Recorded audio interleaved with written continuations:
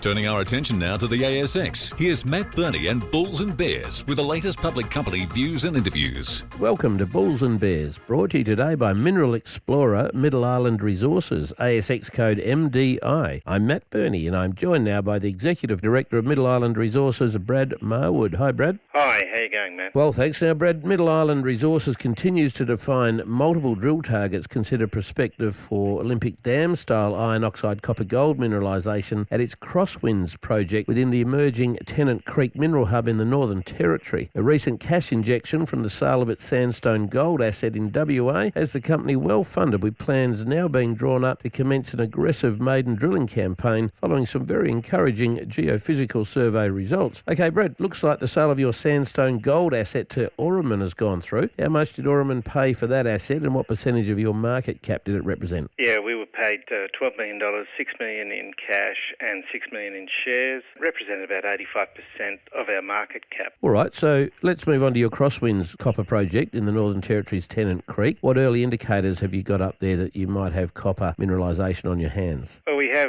roadside cutting where we have had surface sample over 130 metres, averaging 0.7% copper, but grades as high as 70% copper in the grab samples. That is a very good indicator and proof of concept of the IOCG style mineralisation. Well, what about geophysics, IP surveys and the like? What are they all telling you? We've run one line of IP underneath this initial Crosswinds surface expression of malachite, and it's come back showing a 1.2 kilometre at 300 metres depth mineralisation zone, so we're quite excited about that. Okay, now looking at the map of the projects around you in Tenant Creek, there's some pretty big players up there, right? Yeah, we're next door to Rio. We've got other major players in close proximity. It's a tier 1 zone, and it's very exciting for all of us at the moment. Okay, so you're just about to wheel out the truth diviner at Crosswinds. How big will the initial drill program be, and what's the strategy? The initial drill program will be 10,000 metres. We're going to place the rigs on Crosswinds and do our first line. We also have another 5 lines of IP that'll be completed before we start drilling in the next few weeks, and